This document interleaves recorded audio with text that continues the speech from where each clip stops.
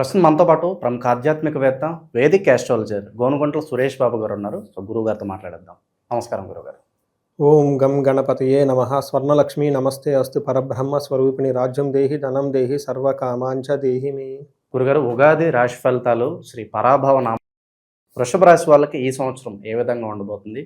మరి ఉగాది షడ్రుచుల్లో ఏ రుచి వీళ్ళకి ఎక్కువగా తగలబోతుంది? ఎటువంటి జాగ్రత్తలు తీసుకోవాలి గురుగారు? సో మణికంఠ గారు, మీరు అడిగే క్వశ్చన్ చాలా బాగుందండి. ఉగాది పచ్చడితో స్టార్ట్ చేశారు.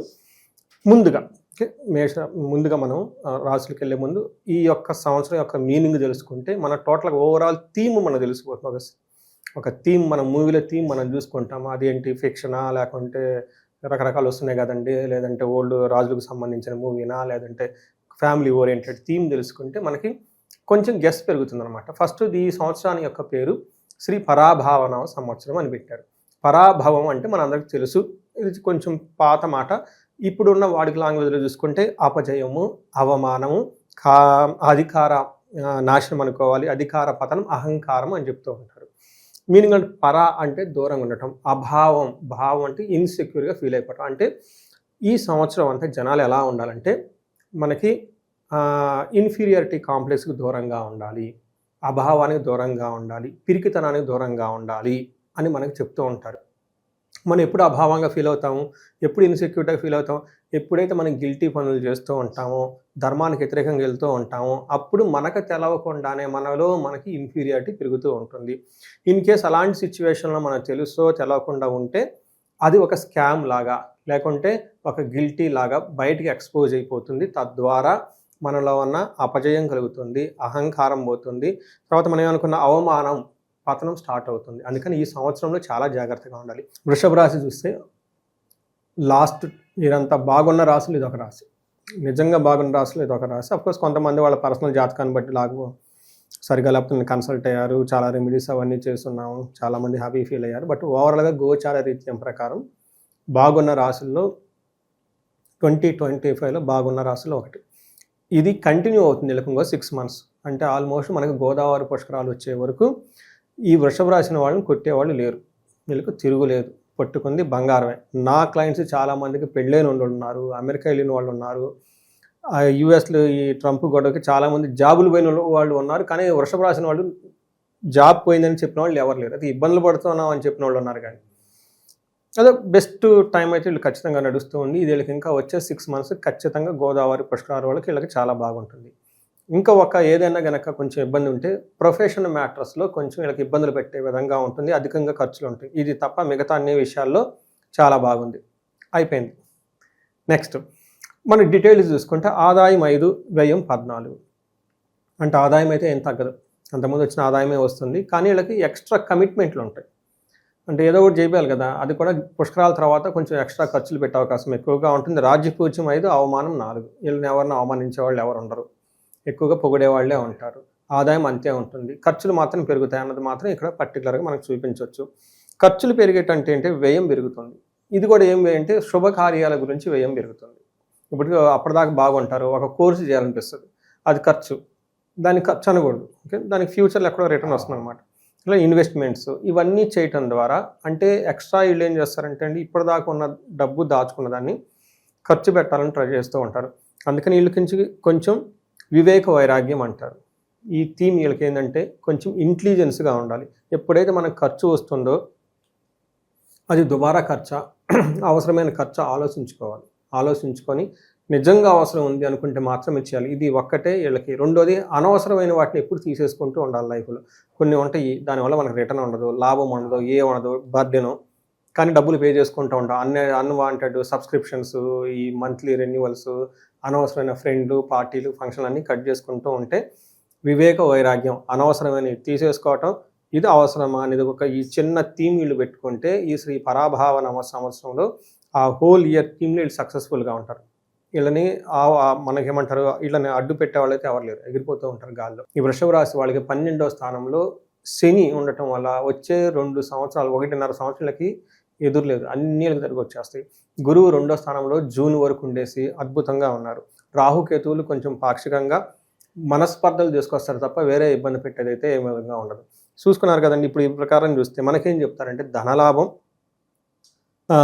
విత్త సమృద్ధి, అంటే ధనం వృద్ధి చెందుతూ ఉంటుంది. వైరం, గొడవలు వస్తూ ఉంటాయి. ఈ వైరం వచ్చేది కూడా రాహుకేతువుల వల్ల ఎక్కువ వస్తూ ఉంటాయి. వాటికి సంబంధించిన పూజలు అవన్నీ చేసుకుంటే చాలా బాగుంటుంది. మనం డీటెయిల్స్ చూసుకుంటే శని 11వ స్థానంలో ఉంటే ఏమవుతుంది? శని 11వ స్థానంలో ఉంటే ఆరోగ్యం బాగుంటుంది, ఐశ్వర్యం బాగుంటుంది, స్త్రీ పుత్ర సుఖవర్ధనం. స్త్రీల విషయంలో కానివ్వండి, పుత్రుల విషయంలోనే సుఖంగా ఉంటారు. చిత్తశుద్ధి మెయిన్ ఏంటంటే చిత్తశుద్ధి. ఎప్పుడైతే చిత్తశుద్ధితో మనం ఏదైనా కనుక పని చేస్తామో అది అమృతం అవుతుంది. మనకి పద్యం కూడా ఉంది, చిత్తశుద్ధి కలిగి చేసిన పుణ్యము కొంచెమైన అనుకూలము కాదని చెప్పేసి. చిత్తశుద్ధితో చిన్న పని చేసిన మంచి ఇంటెన్షన్తో అది ఫ్యూచర్లో ఎప్పుడో వస్తుంది. గంగి గోగ పాలు గరటడేమని మనకి కరమడేమని కర్మపాలు అన్నట్లు గాడిద పాలు ఎన్నున్నా ఉపయోగపడతారు. గోవు పాలు చిన్న కానీ చిన్నపిల్లడికి పోస్తే ఆ చిన్న స్పూన్తో వెతుకుతాడనమాట. అలానే ఈ రాశి వాళ్ళకి చిత్తశుద్ధి బాగుంటుంది. ఎప్పుడైతే చిత్తశుద్ధి మన దగ్గర బాగుంటుందో everything is good. Everything is nothing but decision making. మేము మైండ్ కదా, అందుకని ఈ రాశి వాళ్ళకి యాజ్ లాంగ్ యాజ్ ఇంట్యూషన్ స్ట్రాంగ్గా ఉండే టైం కాబట్టి శని వల్ల అద్భుతంగా అన్నీ బాగుంటుంది. ఎక్కడ ఎలాంటి ప్రాబ్లం అయితే ఏముండదు. గురువు వీళ్ళకి 2వ స్థానంలో ఉండటంతో చాలా చాలా విశేషంగా ఉంటుంది. ధర్మ వ్యయం, మనస్సౌఖ్యం, చక్కగా అంటే పెళ్ళిళ్ళు చేయటం, ఫారిన్కి వెళ్ళటం, హైయర్ ఎడ్యుకేషన్ చేయటం, ఇలాంటి విషయాల గురించి ఎక్కువగా డబ్బులు ఖర్చు పెడుతూ ఉంటారు. సౌఖ్యం, యశో వృద్ధి, కీర్తి ప్రతిష్టలు చాలా బాగుంటుంది. లాంగివిటీ బాగుంటుంది. ఇవన్నీ మనకి గురువు వల్ల. అయితే కొంతమందికి లాస్ట్ ఇయర్ నాకు కంప్లైంట్ చేసిందంటే జాబులో ఇబ్బందులు పడుతున్నామని. అది ఇండివిజువల్ జాతకం చూస్తే ఎంత అవుతుంది అనేది మనం చూడవచ్చు పర్సంటేజ్. కానీ అయితే ఓవరాల్గా చూసుకుంటే వీళ్ళకి బాగుందని మనం చెప్పుకోవచ్చు. అయితే పుష్కరాల తర్వాత మనకి ఏమవుతుందంటేనండి, మనకి జూన్ మంత్లో 2nd తర్వాత గురువు మారటంతో చాలా విషయాల్లో బాగుంటుంది. ధనం ప్రవాహం ఉంటుంది, పవిత్రమైన తీర్థయాత్రతో పుణ్యక్షేత్రాలన్నీ తిరుగుతూ ఉంటారు. అయితే ఉద్యోగంలో చికాకులు ఉంటాయి అని చెప్తారు. మనకి ఏం చెప్తారంటే సంస్కృతంలో ఉద్యోగ భంగం కలహం, ఓకే, అతి క్లేశం బంధువైరం, బంధువులతో గొడవలు వచ్చే అవకాశం ఎక్కువగా ఉంటుంది. ఉద్యోగంలో చిరాకులు ఇరిటేషన్స్ వచ్చే అవకాశం ఎక్కువ ఉంటుంది. మనకి మహాభారతంలో ఏం చెప్తారంటే దుర్యోధనుడు అతనికి 3వ ప్లేస్లో గురువు సంచారం ఉన్నప్పుడు యుద్ధంలో ఓడిపోతారు అని మనకు చెప్తూ ఉంటాడు. అంటే అందరికీ అలా జరుగుతూ ఉందని కాదు, తనకి ఇండివిజువల్ జాతకం కూడా చూసుకోవాలి. అంటే ఒక హింట్ అనమాట. అంటే జూన్ తర్వాత ఉద్యోగంలో కొంచెం ఇరిటేషన్స్ వస్తాయి, అనుకోని విధంగా పనులు వచ్చేస్తాయి, ఆటంకాలు వస్తాయని గమనించుకోవాలి. అగైన్ ఎవరైతే ధర్మబద్ధంగా ఉంటారో, ఎవరైతే రూల్స్ బ్రేక్ చేయరో వాళ్ళని లక్ష్మీదేవి ఎప్పుడు కాపాడుతూ ఉంటుంది. నారాయణుడి స్వరూపమే వాళ్ళని చెప్తారు. అలాంటి వాళ్ళు చిన్న జాబ్ చేసినా కానీ దాని యొక్క ఇంపాక్ట్ లైఫ్లో ఎంతో ఉంటుంది. ఎప్పుడైతే మీరు సమాజానికి 10 మందికి హెల్ప్ చేస్తూ ఉంటారో దాని యొక్క in return value creates recreate value అన్నట్లు, when you give value, value comes you back అనమాట. అలా చేసుకుంటే అవకాశం ఈ రాశి వాళ్ళకి చాలా ఎక్కువగా ఉంది. ఇంకా రాహు గురించి చెప్పనవసరం లేదు. వీళ్ళు మసిపూసి మారేడుగా చేసేస్తారు. వీళ్ళు ఈ సంవత్సరంలో ఏ పని చేసినా కానీ చక్కగా చేసుకుంటూ వెళ్ళిపోతారు. వీళ్ళతో వచ్చే దాదాపు డిసెంబర్ వరకు వీళ్ళు ప్రొఫెషనల్ మ్యాటర్స్లో ఎవరిని టచ్ చేసేవాళ్ళు ఉండరు. పర్టికులర్గా ఐటీలో ఉన్నవాళ్ళు, నాకు ఎన్ఆర్ఐలు చాలామంది కాల్ చేస్తూ ఉంటారు. వాళ్ళని ఎవరు ఏమీ చేయలేరు. టయానికి భోజనం చేస్తుంటారు. ఏమంటారు, కర్మ సిద్ధి పుష్టి అంటారు. కర్మని చాలా పనిని జాగ్రత్తగా చేసుకుంటారు, పుష్టివంతంగా ఉంటారు, సదా ఆనందం. అంటే ఇప్పుడు ఖుషిగా ఉండే రాసుల్లో ఇది ఒక రాశి. సో ఇది ఓవరాల్గా మనం చూసుకుంటే బాగుందని చెప్పుకోవాలి. పేరు ప్రఖ్యాతుల పరంగా సమాజంలో నాకుంటూ కొంత గుర్తింపు కావాలనుకునే వాళ్ళకి ఏ విధంగా ఉంటుంది? ఖచ్చితంగా బాగుంటుందండి. ఎందుకంటే గురువు వీళ్ళకి మనకి గౌరవ మర్యాద వచ్చేది ఎప్పుడు గురువు వల్లనే. దాని ద్వారా వీళ్ళకి చాలా చక్కగా బాగా కలిసి వస్తుంది వీళ్ళకి. అలాగే డాక్యుమెంట్ ప్రాబ్లమ్స్ వచ్చి కాస్త పోలీస్ స్టేషన్ల చుట్టూ ఈ సివిల్ కేసుల్లో ఇరుక్కున్న వాళ్ళు చాలామంది కనిపిస్తున్నారు. వాళ్ళకి అసలు వీళ్ళకి అట్లాంటి విషయాలే రావు. అసలు ఆ క్వశ్చన్ వీళ్ళకి ఏమాత్రం ఫిట్ కాదు. అసలు 0.001% కూడా ఈ రాశి వాళ్ళకి అలాంటి పరిస్థితులు ఎప్పటికుండవు. సో మరి ఉగాది పచ్చడిలో ఏ రుచి ఈ సంవత్సరం అంతా ఎక్కువగా తగులుతుంది అంటారు? అన్ని కలగలిపి ఉంటాయా, లేదంటే ఏదన్నా ఒకటే ఫ్లేవర్ ఎక్కువ డామినేట్ చేస్తారు? వీళ్ళకి స్వీటే డామినేటెడ్ అండి. మనం స్వీట్ తిన్న తర్వాత వేరేది ఏది తిన్నా కానీ నచ్చదు. కానీ ఎక్కువ స్వీట్ తిని సడన్గా కారం తిన్నా కానీ ప్రాబ్లం అవుతుంది. కాబట్టి వీళ్ళు ఇప్పటిదాకా కారాలన్నీ మిరియాలు తినేసి చేశారు. Right no they are enjoying, let them enjoy. That మధురం అతిరాతి మధురం మదిరాతి మధురం అన్నట్టు స్వీట్ అండ్ మోర్ స్వీటర్. ఈ సంవత్సరం ప్రత్యేకంగా ఈ నక్షత్రాల వాళ్ళకి ఎలా ఉండబోతుంది? రాశిలో ఉన్న నక్షత్రాల వాళ్ళకు ఇందులో 3 నక్షత్రాలు, కృతిక, రోహిణి, మృగశిర నక్షత్రాలు మనకి ఇందులో ఉంటాయండి. ఇందులో రోహిణి నక్షత్రం కృతిక చూసుకుంటే సంపదలు, ఐశ్వర్యం, సంతోషం, ధనప్రాప్తి. చూడండి ఎన్ని పాజిటివ్ వర్బ్స్ ఉన్నాయో. సంతోషం, సంపదలు, ఐశ్వర్యము, ధనప్రాప్తి, సర్వజన పూజ్యం, అందరి నుంచి గౌరవింపబడతారు. అంతేకాకుండా హెల్త్ చాలా స్ట్రాంగ్గా ఉంటారు. పర్టికులర్గా ఆగస్టు వరకు హెల్త్ చాలా స్ట్రాంగ్గా ఉంటారు. ఆ తర్వాత కొంచెం హెల్త్ విషయంలో జాగ్రత్తగా ఉండటం ఈ కృతికా నక్షత్రం వాళ్ళకి చాలా ఇంపార్టెంట్. నెక్స్ట్ రోహిణి నక్షత్రం వాళ్ళకి రాజ్యలాభము, సంపదలు, ఐశ్వర్యము, ధనప్రాప్తి, పరవాసము, సర్వజన పూజ్యము. కొంచెం హెల్త్ కాంప్లికేషన్స్ మాత్రం జాగ్రత్తగా ఉండాలి ఈ నక్షత్రం వాళ్ళు. రోహిణి నక్షత్రం వాళ్ళు కొంచెం గుర్తుపెట్టుకోండి. మానసిక ఆందోళనలు ఎక్కువగా ఉంటాయి. నాకు రీసెంట్గా కూడా కొంతమంది ఫోన్ చేస్తున్నారు. అఫ్కోర్స్ మనం హోల్ ఇయర్ చెప్పుకుంటున్నాం కాబట్టి ఉగాదిగా ముందు నుంచే కొంచెం వాళ్ళకి ఈ శని కానివ్వండి, ఈ గురువు ఇవి ఎప్పటి నుంచి ఆల్రెడీ ఉన్నాయి కాబట్టి. అంటే ఏమన్నా పరిస్థితుల వల్ల ఆ డిప్రెషన్ ఎక్కువగా ఆలోచించడం జరుగుతుంది అంటారు, లేదా ఏమి లేకుండానే వీళ్ళు ఎక్కువగా ఆలోచించి గ్రహరీత్యా కారణాలు అనుకోవచ్చు అంటారు? ఎప్పుడు ఫస్ట్ గ్రహాలను అనుగుణంగానే మన పరిస్థితులు చూసుకోవాలి. ఎందుకంటే నేను ఆస్ట్రాలజర్ని, న్యూస్ రీడర్ని కాదు. న్యూస్ చదివేసి చదువుతాను కడవటానికి. I should always go with the what planets is. ఏమవుతుందంటే వీళ్ళకి ఓవర్ అంబిషన్స్ ఉంటాయి, ఓవర్ కమిట్మెంట్స్ ఉంటాయి గురువు వల్ల. దానితో వీళ్ళకి ఏమవుతుందంటే ఆ ఓవర్ అంబిషన్స్కి యాక్చువల్గా బాగుంటుంది, బట్ ఎప్పుడైతే మనకి ఓవర్ అంబిషన్స్ ఉంటుందో అది చేయగలుగుతానా లేదా ఏంటి, అది ప్రాబ్లం, యాక్చువల్ ప్రాబ్లం. నేను అదే ఇద్దరు ముగ్గురికి చెప్పాను.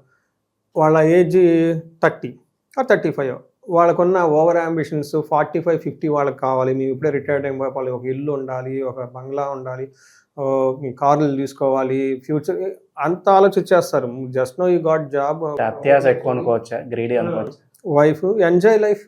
ఎందుకు టూ బిగ్ ప్లాన్స్? ఈలోపు ఇక్కడ ఇన్వెస్ట్మెంట్ చేసి ఇక్కడ ఇది కొని ఇండియా నుంచి వాళ్ళకి మళ్ళీ సజెషన్స్ ఇచ్చేవాళ్ళు అంటారు. వాళ్ళు కూడా మంచి మంచి సజెషన్స్ ఇస్తారు. వాళ్ళు ఏదో గొప్ప సంపాదించి ఫస్ట్ ఎంజాయ్ దట్ లైఫ్ కదా. ఫ్యూచర్ గురించి చేసుకుంటా ఇలా ఎక్కువగా వచ్చేవాళ్ళు ఉంటారు. హైలీ ఓవర్ అంబిషియస్ పీపుల్స్ వృషభ రాశి వాళ్ళు చాలామంది తగిలారు. నేనంటే అది ఎందుకు ప్రాబ్లం ఏముంది? భార్య, పిల్లలు, కారు నడుస్తుంది కదా, నడవనివ్వండి. దాంట్లో ఈ డబ్బు తీసుకెళ్ళిపోయి అక్కడెక్కడో పెట్టి ఏదేదో చేసేది.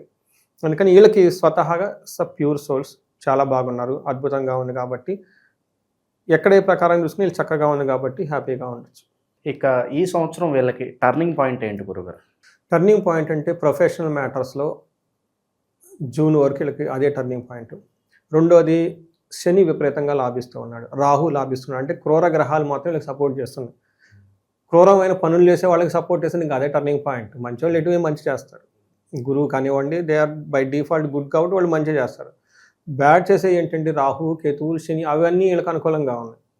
అంటే they are not never in the danger, they are only danger అంటారు చూడండి. వీళ్ళే డేంజర్ అన్నట్లు మనం అనుకోవాలన్నమాట. మరి సంవత్సరం అంతా మరి ఇలాంటి మధుర క్షణాలు అలాగే కొనసాగాలంటే ఎటువంటి పరిహారాలు ఇంకా కాస్త చేసుకుంటే బాగుంటుంది అంటారు? వీళ్ళకి పరిహారాలు చూసుకుంటే ఫస్ట్ యోగా, మెడిటేషన్ ఎక్కువ చేయాలి. టూ మచ్ అంబిషన్స్ ఉండకూడదండి. ఎంతవరకు ఉండాలి అంతవరకు ఉండాలి. కరెంట్ మూమెంట్స్లో ఎప్పుడు లైఫ్ని ఎంజాయ్ చేస్తూ ఉండాలి. నెక్స్ట్ ఎప్పుడైతే వీళ్ళకి గురువు మారుతూ ఉన్నారో ఉద్యోగంలో చిరాకులు వచ్చే అవకాశం ఎక్కువగా ఉంటుంది కాబట్టి గురువుకి సంపూర్ణ శాంతి పూజలు చేయించుకోవాలి.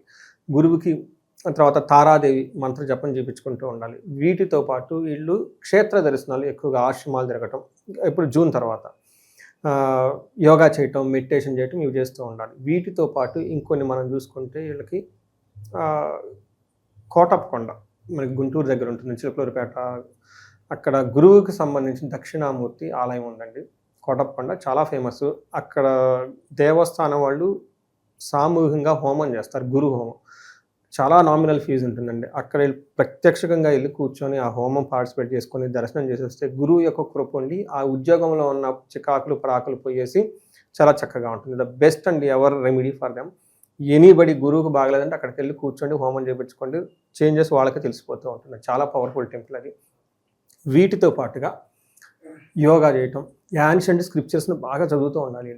సో భగవద్గీత, రామాయణము, మహాభారతము, జ్యోతిషం నేర్చుకోవటం, తర్వాత ఇలా యాన్షియంట్ స్క్రిప్చర్స్ ఉంటాయి. తర్వాత ఏదన్నా ఒక ఉపనిషత్తు పట్టుకోవటం, ఉపనిషత్తును చదువుకోవటం, తర్వాత ఏదన్నా ఒక పురాణం తీసుకోవటం, అందులో ఉన్న స్టోరీలు చదువుకోవటం, వాళ్ళు ఏం చెప్తున్నారని అనాలిసిస్ చేయటం. తర్వాత అష్టావక్ర గీత, యోగ వశిష్ట అని ఒక బుక్. యోగ వశిష్ట బుక్ అని చాలామందికి ఐడియా ఉండదు. అవి బ్రహ్మజ్ఞానం వస్తుందండి. అంటే ఎక్కడ ఉన్నా కానీ మనం హ్యాపీగా ఉండాలి. వీఆర్ ఇన్ ద క్రైసిస్, దానివల్ల ఏడుతూ కూర్చోవటం కదా. క్రైసిస్ని బయట ఎగైనా మనం ఆనందంగా ఉండాలి కదా. అలా వీళ్ళకి సాలిడ్ అయిన మైండ్ సెట్, గుడ్ హ్యాబిట్స్ ఉంటే చాలా బాగుంటుంది. ఇండివిజువల్గా వాళ్ళ జాతకం ఇన్ కేస్ ఎవరన్నా ఏమంటే మాకు అలా నవ్వట్లేదు, మేము కొంచెం ఇబ్బందులు పడుతున్నాం, మాకు ఏదైనా చూడండి అంటే ఏదైనా వాళ్ళకి ఆ దశ భుక్తి చూసి ఆ టైంలో తదనుగుణంగా ఏమైనా వీళ్ళకి బ్లాకేజెస్ అంటే శాపాలు కానీ మనకి ఏమంటారు, శాపాలతో పాటు కొన్ని దోషాలు ఉంటాయి. కరెక్ట్, దోషాలు ఉంటాయి. ఇవేమన్నా ఉంటే అవి ప్యూరిఫై చేసుకుంటే లైఫ్ స్మూత్గా వెళ్తుంది. ఓవరాల్గా ఈ రాశి వాళ్ళందరికీ ఈ సంవత్సరం ఏ విధంగా ఉండబోతుందో మంచి విశ్లేషణ అందించారు. ధన్యవాదాలు. ధన్యవాదాలండి.